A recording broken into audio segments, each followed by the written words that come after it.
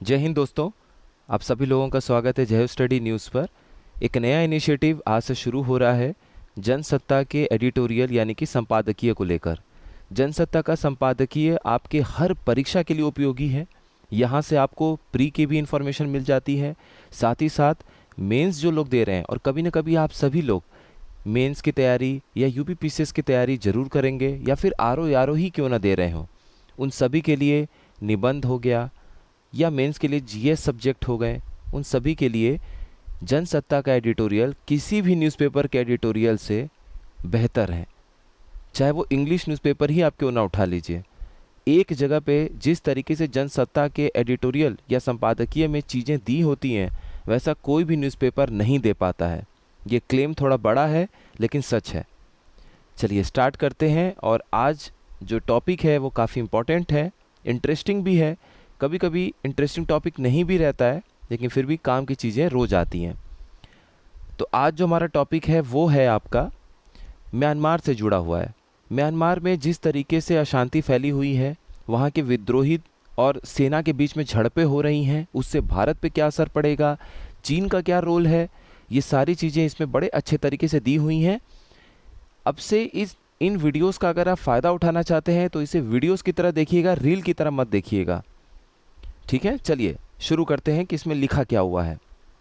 और जहाँ पर भी इम्पॉर्टेंट चीज़ें हैं, जो शब्द इम्पॉर्टेंट है, वहाँ पर हाईलाइट किया जा चुका है। ये सारी पीडीएफ आप लोगों को जय स्टडी के मेन टेलीग्राम चैनल पे मिल जाएगा, जय स्टडी वनडे एग्ज़ाम के टेलीग्राम में चैनल पे मिल जाएगा। डिस्क्रिप्शन बॉक्स में जाके लिंक देख लीजिएगा, जो लोग पहले से जुड़े हुए हैं वहाँ से डाउनलोड कर लीजिएगा।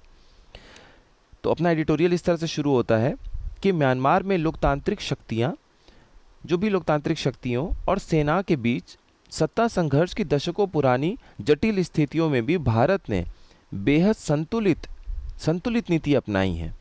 लेकिन पिछले 3 वर्षों में म्यांमार की राजनीतिक स्थितियां बेकाबू हो गई हैं, लगातार झड़पें हो रही हैं। वहाँ पर लोकतांत्रिक नेताओं ने विद्रोही समूहों के साथ गठबंधन करके बर्मी सेना को देश के कई इलाकों से खदेड़ दिया है। तो आप देख रहे हैं कि अभी इस समय सेना कहीं कहीं जगह पीछे हट चुकी है। अब क्या लिखा हुआ है, देश में वैधानिक व्यवस्था के सुचारू संचालन के लिए कोई भी जिम्मेदार निकाय न होने से हिंसा और अराजकता बढ़ गई है। तो ये जो लाइन है ना, ये कहीं भी आप यूज़ कर सकते हैं, गवर्नेंस के लिए कहीं भी इस्तेमाल कर सकते हैं कि वैधानिक व्यवस्था सुचारू संचालन नहीं होने की वजह से और जिम्मेदार निकाय नहीं होने की वजह से हिंसा और अराजकता बढ़ गई है। अब वो जो वहाँ पे सरकार है आर्मी की, उसको जुंटा शासन या जुंटा एडमिनिस्ट्रेशन बोलते हैं। जुंटा शासन और विद्रोही गुटों के बीच चल रही लड़ाई अब राजधानी यांगून तक भी पहुंच चुकी है। विद्रोही समूहों ने म्यांमार की सेना को कड़ी चुनौती देते हुए वहां के हवाई अड्डे, वायु सेना अड्डे और सैन्य मुख्यालयों पर ड्रोन से हमला कर ये संकेत दिया है कि म्यांमार की सेना कमज़ोर पड़ गई है और इससे देश के टूटने का खतरा बढ़ गया है। तो एक तरीके से सिविल वॉर में वह देश जा चुका है म्यांमार। अब देखिए ये लाइन हमारे लिए इम्पोर्टेंट है, म्यांमार के विद्रोही समूहों के भारत के पूर्वोत्तर के समूहों से मजबूत संबंध रहे हैं। ठीक है, चीन उन्हें बढ़ावा देता रहा है। तो ये जो आप देख रहे हैं विद्रोही समूह जो है म्यांमार के अंदर, वो भारत के पूर्वोत्तर के कुछ समूह जो है विद्रोही समूह, उनसे उनका संबंध मजबूत रहा है और चीन भी जानबूझ के इस बात को भड़काता रहता है ताकि भारत के पूर्वोत्तर इलाकों में अशांति फैली रहे। और हमारा जो जुड़ाव है दक्षिण पूर्वी देशों के साथ में, म्यांमार के साथ में, वो नहीं हो पाएगा ठीक तरीके से। रोड नहीं बन पाएगा, रेल लिंक नहीं बन पाएगा, तो इससे वहाँ का डेवलपमेंट नहीं हो पाएगा। इसलिए म्यांमार की अस्थिरता जो है वो भारत की सामरिक समस्याओं को, यानी कि जो स्ट्रेटेजिक प्रॉब्लम्स हैं, उसको कहीं ना कहीं बढ़ा सकती हैं। दक्षिण पूर्व एशिया के तमाम देश चीन के दक्षिण में हैं और भारत के पूर्व में स्थित हैं। ठीक है, मैप में आप देख सकते हैं। इन देशों पर दुनिया की दोनों महान प्राचीन सभ्यताओं का प्रभाव रहा है और भू राजनीतिक दृष्टि से, यानी कि आप जियोपॉलिटिकल एंगल से भी अगर आप देखेंगे तो यह देश म्यांमार भारत और चीन के लिए बेहद महत्वपूर्ण माना जाता है। म्यांमार जातीय विविधता वाला देश है, जैसे कि अपने देश में भी विविधता है, जिसमें काचिन, काया, काइन, चीन, बामर, मोन, रखाइन और शान प्रमुख हैं। इतने जातियों में अगर आपको 2 इम्पॉर्टेंट चीज़ें याद रखनी भी हों तो वो है आपका एक चीन स्टेट और एक है आपका रखाइन स्टेट। तो जैसे मान लीजिए कि ये इस तरीके से इंडिया है, देखिए ये मान लीजिए कि इंडिया है और उसके बाद ये इस तरीके से म्यांमार है। तो ये जो समुद्री इलाके से सटा हुआ जो इनका प्रांत है वो है रखाइन, और इधर जो मिज़ोरम से सटा हुआ और म्यांमार से सटा हुआ, मतलब मिज़ोरम से सटा हुआ जो म्यांमार के अंदर प्रांत है लेकिन समुद्र को टच नहीं कर रहा है, ठीक है, बंगाल बे ऑफ बंगाल को, बंगाल की खाड़ी को टच नहीं कर रहा है, ये आपका चीन स्टेट है, चीन राज्य, और ये है रखाइन। तो रखाइन को लेके प्री में भी सवाल आ सकता है, आप ध्यान रखिएगा।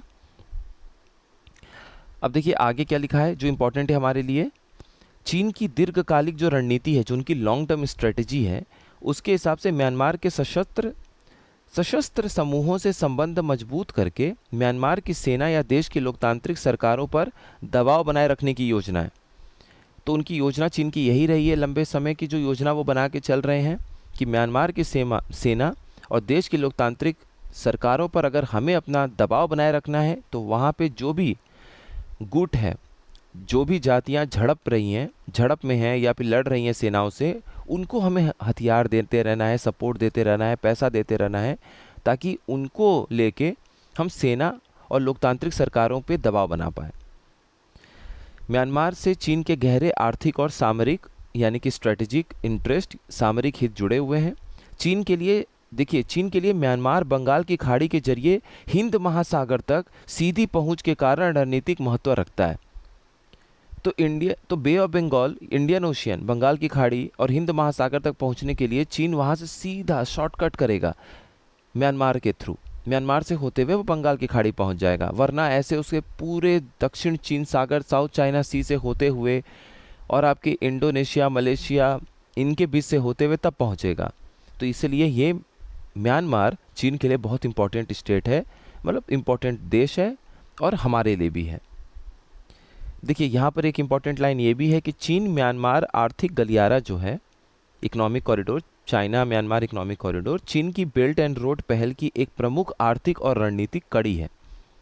इसे विद्रोही गुट किसी प्रकार निशाना न बना सके, इस नीति पर चलते हुए चीन ने म्यांमार की सेना और विद्रोहियों पर नियंत्रण तो किया है, लेकिन चीन की यह रणनीति भारत की सामरिक समस्या को बढ़ा सकती है। चीन अपने हित के लिए वहाँ के जो भी नाराज गुट है, जिनके पास हथियार है, विद्रोही गुट है, उनको तो वो साथ लेके चल रहा है, लेकिन उनकी वजह से जो हमारे पूर्वोत्तर भारत में मौजूद विद्रोही गुट हैं, उनको वहाँ से सपोर्ट मिल जाता है, उन गुटों से, विद्रोही गुटों से जो कि म्यांमार में स्थित हैं। तो चीन अपने फ़ायदे के लिए उनको बढ़ावा देता है और दुर्भाग्यवश वो भारत में गतिविधियाँ बढ़ा देते हैं। तो भारत के लिए वो समस्या है जो चीन के लिए फ़ायदा है। तो यहाँ से देखिए इम्पोर्टेंट हमारा ये पूरा का पूरा एक शुरू होने वाला है। इसमें लिखा हुआ है कि भारत के लिए म्यांमार की स्थिरता सामरिक और आर्थिक रूप से अति महत्वपूर्ण है। भारत की पूर्व की ओर देखो लुक ईस्ट पॉलिसी, जो कि 1991 में पीवी नरसिम्हा राव सरकार की तरफ से शुरू किया गया था, ठीक है। तो भारत की पूर्व की ओर देखो कि दशकों पुरानी नीति का संचालन म्यांमार के माध्यम से ही हो सकता है, क्योंकि म्यांमार ही हमारा पहला ऐसा देश है जहां से हम दक्षिण पूर्व एशिया की तरफ प्रवेश कर सकते हैं। करीब 1.5 दशक पहले भारत ने Kaladan multi modal transit port project की अति महत्वाकांक्षी परियोजना के माध्यम से म्यांमार के साथ अपने हितों को निकटता से जोड़ने की दीर्घकालिक रणनीति पर कार्य शुरू किया था। तो कालादान मल्टी मॉडल प्रोजेक्ट क्या था? ये आपका कलकत्ता है, ठीक है, ये मान लीजिए आपका कलकत्ता है। कलकत्ता से आप ऐसे जहाज़ से सामान लेके गए सितवे पोर्ट तक। सितवे पोर्ट आपका रखाइन स्टेट में है, रखाइन राज्य में है म्यांमार के। वहाँ से आप कालादान नदी से होते हुए मिज़ोरम तक ज्वाइन करेंगे। ये अपना प्रोजेक्ट था। इस तरीके से हम पूर्वोत्तर भारत से भी जल्दी जुड़ पाते। अभी सिर्फ हम एक आपका नैरो कॉरिडोर, जो कि आपका दार्जिलिंग और पश्चिम बंगाल को ज्वाइन करने वाला है। आप उस कॉरिडोर का नाम बताइए क्या? चिकन नेक कॉरिडोर हम बोलते हैं, चलिए चिकन नेक कॉरिडोर, या फिर सिलीगुड़ी कॉरिडोर बोलते हैं। तो सिलीगुड़ी कॉरिडोर जो कि 17 किलोमीटर की चौड़ाई वाला है, जहाँ पे एक तरफ नेपाल दूसरी तरफ बांग्लादेश है। सिर्फ यही एक तरीका है, मार्ग है, जो हम अपने पूर्वोत्तर भारत से जोड़ते हैं। तो इसीलिए हमने एक विकल्प तलाशा था, ऑल्टरनेटिव तलाशा था कि बंगाल की खाड़ी का प्रयोग करते हुए कलकत्ता पोर्ट से होते हुए हम रखाइन स्टेट तक पहुँचे, जो कि म्यांमार में सितवे पोर्ट है, और वहाँ से होते हुए फिर हम अपने मिज़ोरम तक पहुँचे, तो एक नया मार्ग हम अपने पूर्वोत्तर भारत के लिए खोल सकेंगे, भारत के अन्य जगहों से व्यापार के लिए। आगे क्या लिखा हुआ है देखिए, यह जो कालादान मल्टी मॉडल प्रोजेक्ट था, यह भारत के पूर्वी बंदरगाहों को, जैसे कि मैंने आपको बताया कलकत्ता पोर्ट, जैसे मान लीजिए पैरादीप पोर्ट को म्यांमार के सितवे बंदरगाह और आगे पूर्वी भारत को म्यांमार के माध्यम से समुद्र, नदी और सड़क के माध्यम से जोड़ता है।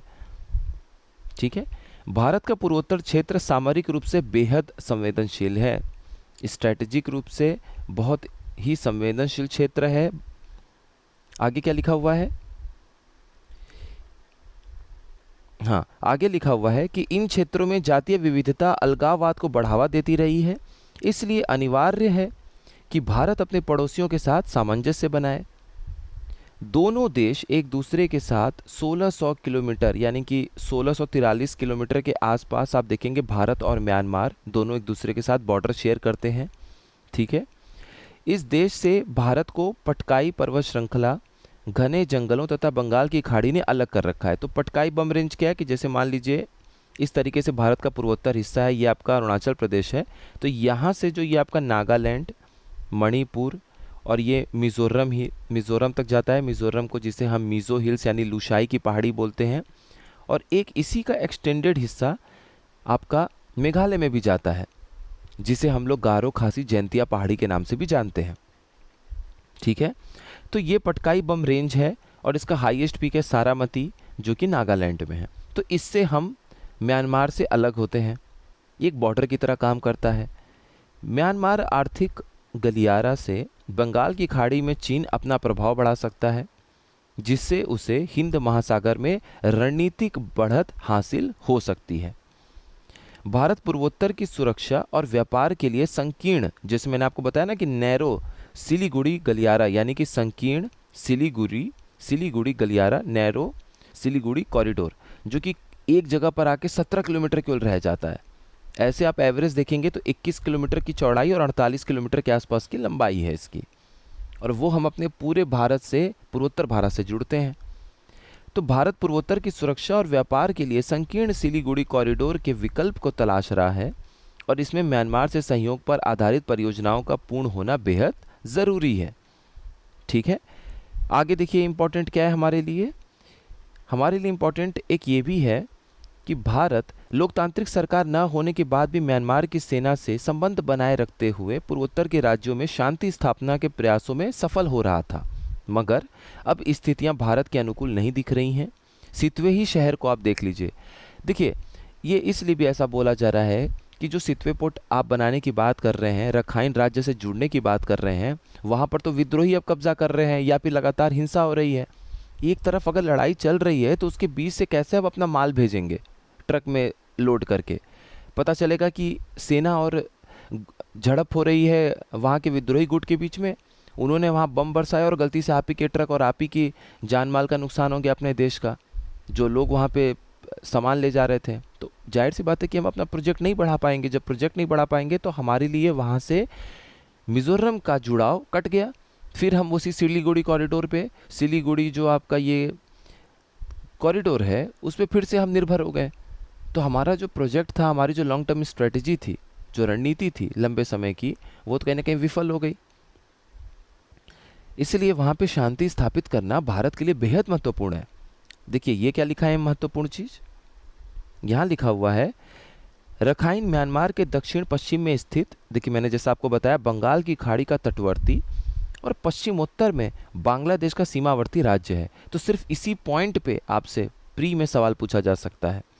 म्यांमार के उत्तर पश्चिमी तट पर बसा सितवे रखाइन प्रांत की राजधानी है। तो जो सितवे शहर के पोर्ट पे आप कनेक्टिविटी बढ़ा रहे हैं, वहाँ पर वो तो रखाइन राज्य का ही राजधानी है। तो सबसे पहले राजधानी में ही शांति व्यवस्था होनी ज़रूरी है, वरना बाकी के प्रांत में कैसे आप सोच लेंगे कि वहाँ पे शांति व्यवस्था होगी।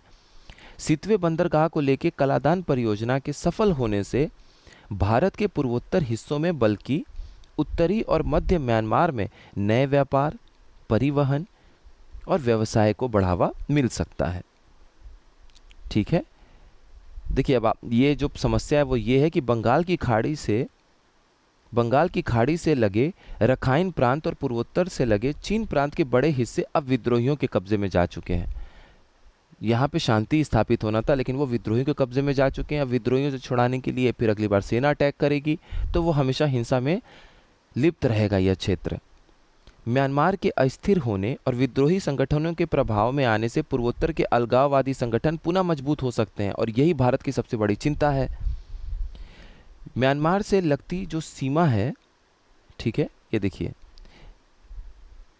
कहाँ गया पॉइंट अपना, ये म्यांमार से लगती सीमा पर पूर्ण बाड़बंदी, जो अभी हम लोग कह रहे हैं ना कि वहाँ पर हम फेंसिंग कर रहे हैं, अभी हाल ही में गवर्नमेंट का डिसीजन भी आया है कि पूरा म्यांमार से लगी बॉर्डर को हम फेंसिंग करेंगे, बाड़बंदी करेंगे। उससे पूर्वोत्तर के जातीय समूह नाराज हो सकते हैं। वही प्राकृतिक जटिलताओं के कारण भी यह संभव नहीं है। ऐसे में भारत को नए सिरे से अपनी सैन्य रणनीति पर आगे बढ़ने की ज़रूरत है। म्यांमार में देखिए बात ऐसा है कि तेल और ऊर्जा के असीम भंडार हैं, इसीलिए चाइना की भी नज़र वहाँ पर है, और भारत के साथ अगर अच्छे संबंध होंगे तो भारत को भी उसका फ़ायदा होगा। बगल के पड़ोसी से ही आप तेल इंपोर्ट कर रहे हैं, उसका खर्चा कितना कम हो जाएगा। पूर्वोत्तर में देखिए ये फाइनल जो हमारी एक कंक्लूजन है वो ये है कि पूर्वोत्तर में जो भारत के महत्वपूर्ण साझेदार रहे म्यांमार में सेना के कमज़ोर होने से, ठीक है, सेना के कमज़ोर होने से, एक मिनट, हाँ, पूर्वोत्तर में भारत के महत्वपूर्ण साझेदार रहे म्यांमार में सेना के कमज़ोर होने से इन राज्यों में अलगाव का एक नया दौर फिर शुरू हो सकता है। बहरहाल भारत को म्यांमार में शांति स्थापित करने के लिए गंभीर कूटनीतिक प्रयास करने की ज़रूरत है।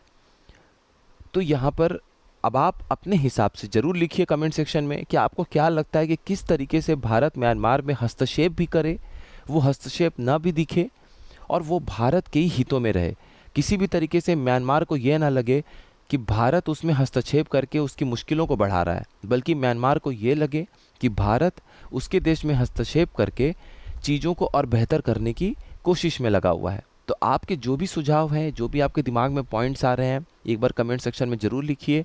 एक दूसरे की बातों को सुन के समझ के हम लोग और बेहतर तरीके से सीख सकते हैं। तो ये आज का हमारा एडिटोरियल कंप्लीट हुआ। मिलते हैं फिर अपने नेक्स्ट एडिटोरियल में जनसत्ता के। आप सभी लोगों का बहुत बहुत धन्यवाद। अच्छे से पढ़ते रहिए।